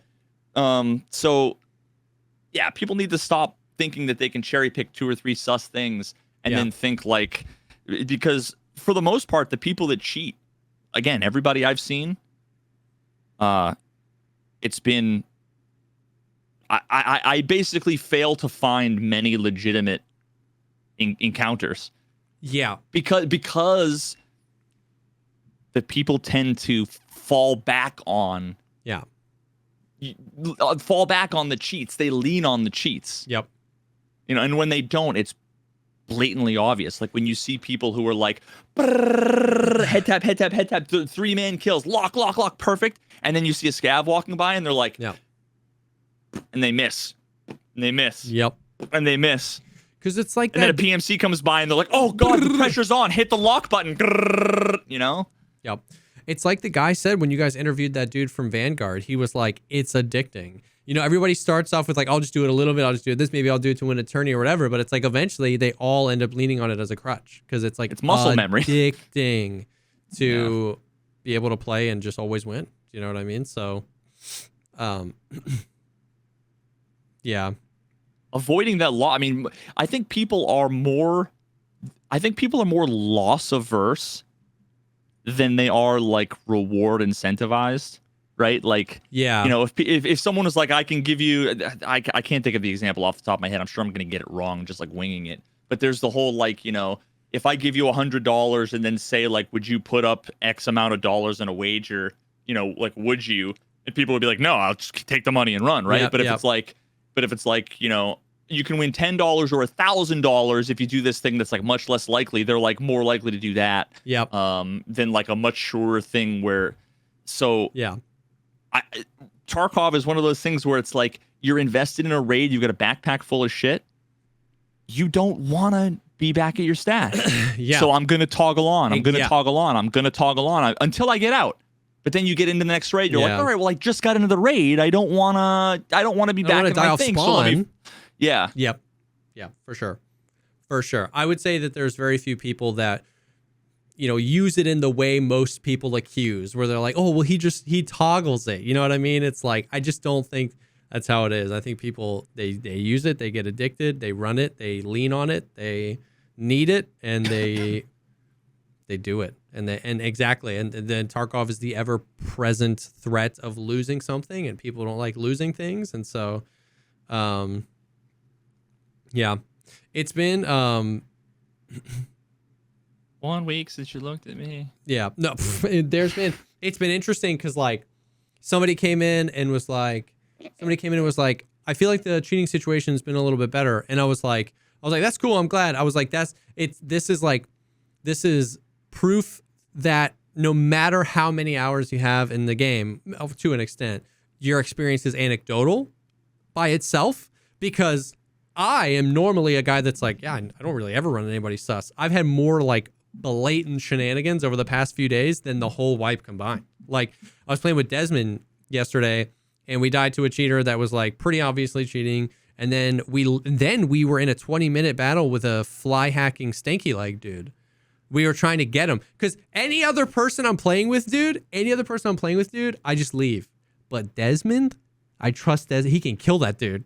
And he did, bro. And he did. So like, then we got the tag and we were able to send the name off. You know what I mean? But like, it's just like, and then there were like 2 or 3 other scenarios that night where it was like, bro, like it was pretty insane. So and you were playing with Desmond?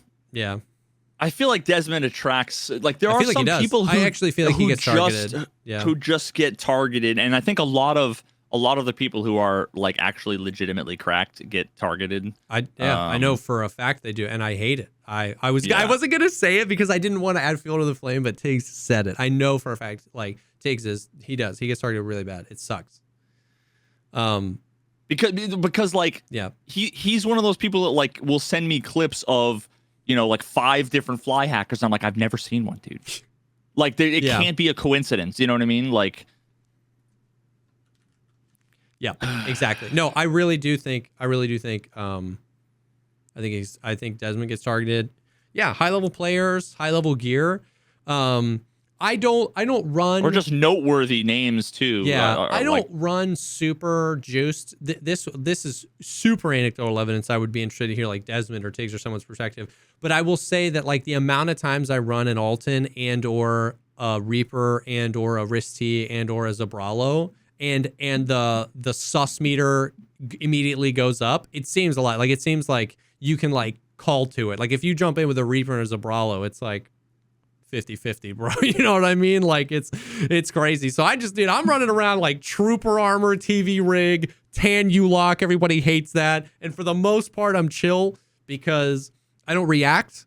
Like when I die to cheaters, I don't really react to it. And B, I just suck nuts that most of the time when people cheat on me, it looks legit because I'm just so bad at the game that I can make a cheater look legit because I'm like standing out in the open and I die and I'm like, man, I don't know. That guy could have been cheating, whatever.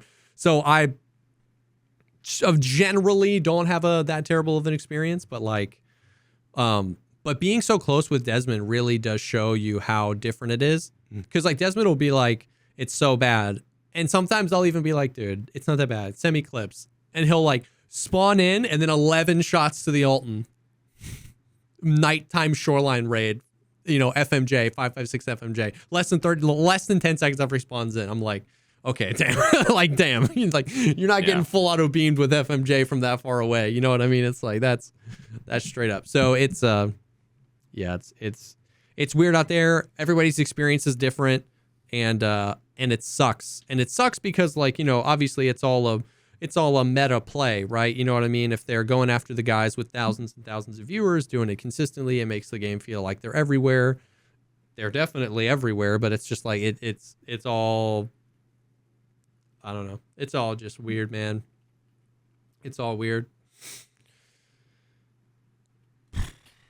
Yeah. I don't know. But I don't know. But yeah, I just I play the game.